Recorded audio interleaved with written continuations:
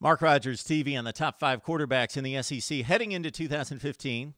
We give an honorable mention to Brandon Allen of Arkansas, the most improved quarterback in the conference from 2013 to 14. He was just a mess in 2013, much because of a bum shoulder, but threw more picks than TDs, completion percentage under 50, just looked lost at times, couldn't deliver the football. 18 touchdowns, 5 picks. Led all those big wins down the stretch after all the near misses early for the Hogs, including an impressive showing to complete the campaign against Texas in the bowl game. Brandon Allen barely misses the top 5, 18 TDs, 5 picks last season. All right, let's get to an unconventional top 5 because some of these guys don't have a whole lot of game experience, but I like them a lot to pull through as the better quarterbacks in the SEC. At number 5, a guy with experience. He's 18 games under his belt. Maty Mauk of Mizzou, 14-4 as a starter. Go back to 2013. Took over for James Franklin when Franklin went down against Georgia. Didn't throw for a great completion percentage, but hit the big plays. 51%, 10 TDs, 1 pick, leading Mizzou to the SEC championship game, although he relinquished his starting role back to Franklin near the end of the campaign. But Mauk played throughout, played great, hit the big plays, and then he comes back last season, and yeah, the stat lines were not very impressive. A lot of 50% showings. 53% for the season, 25 touchdowns, 13 picks. But look at Maty Mauk down the stretch when Mizzou needed to win the big games against Texas A&M, Arkansas, Tennessee, and in the bowl game against Minnesota. He hit the big plays in close football games down the stretch. He gets a little careless with the football, 13 picks, gets a little reckless. Little scattershot at times, throws it all over the field, i.e. a Dylan Thompson.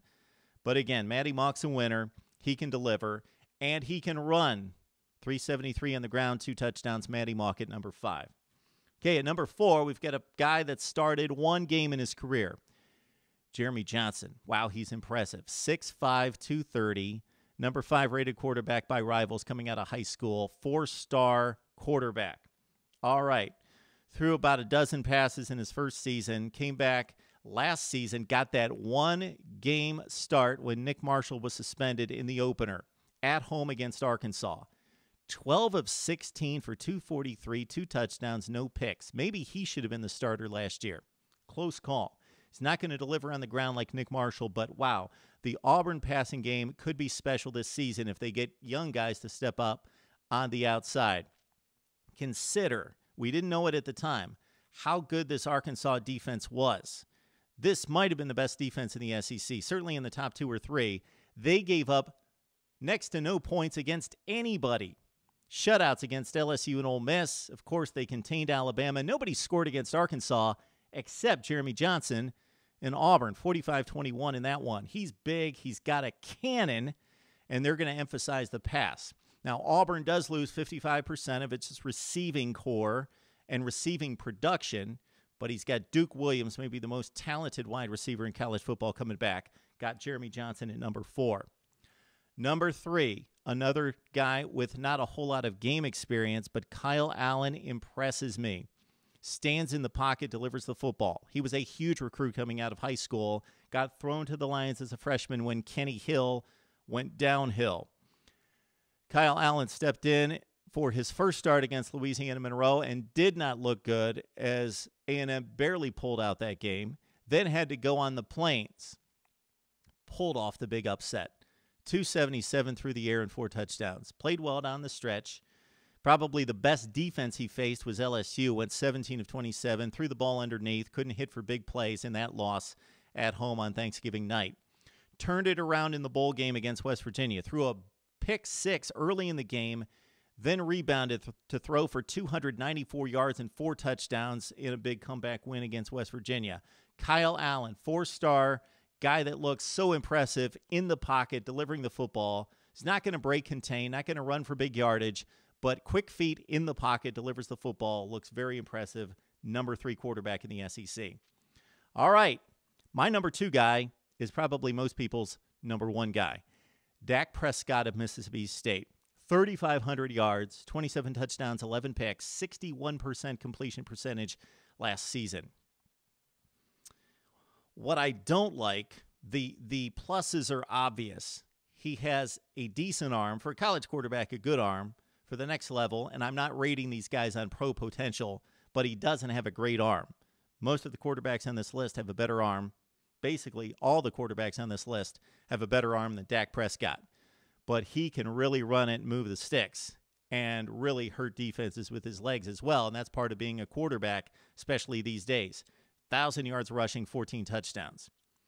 I didn't like his run down the stretch against the better teams. Throw out Vandy and Tennessee Martin. Dak Prescott threw 6 touchdowns and 8 picks down the stretch against the better teams in the SEC. In the bowl game, it really wasn't fair. Georgia Tech completely, shocking to me, outclassed Mississippi State. The Bulldogs playing from behind put it on Dak's shoulders. They had to. They were down by 2 or 3 scores the whole game. He went 33 of 51 for 351, 3 touchdowns, 1 pick. But again, garbage minutes, garbage yardage. Wasn't able to come through in that game. Again, the defense let him down as well. Hasn't pulled out a game in the clutch in the fourth quarter. The wins have been by wide margins, and they've lost games. Hasn't had a game where it's been on the line, and he's been able to pull it out. I don't count the 2013 Egg Bowl because the defense won the game or Bo Wallace lost the game. Dak Prescott, my number 2 quarterback, probably the best quarterback production-wise coming back from 2014, but I'm projecting to 2015 and this guy to be the best. Going out on a limb, Josh Dobbs, Tennessee, best quarterback. 63%, 9 touchdowns, 6 picks in 6 games. So he needs the game experience. His spring practice is going to be crucial. But his worst game was the game they didn't need him against Vandy, 11 of 22 picks. Otherwise, 4-1 as a starter. Came down the stretch, played great. Look at the South Carolina game. Threw for 301, ran for 166. He was a running threat in every game, did damage, made a difference with his legs in every game. This kid, despite the lack of game experience, is a leader, commands the team in the huddle, commands the offense. He's got control of the offense. He's got a strong, strong arm, and he's got passing skills. He's pretty polished considering, again, the lack of experience with only 5 starts this past season, and finished with a very effective showing against Iowa in the bowl game, 16 of 21 for Josh Dobbs.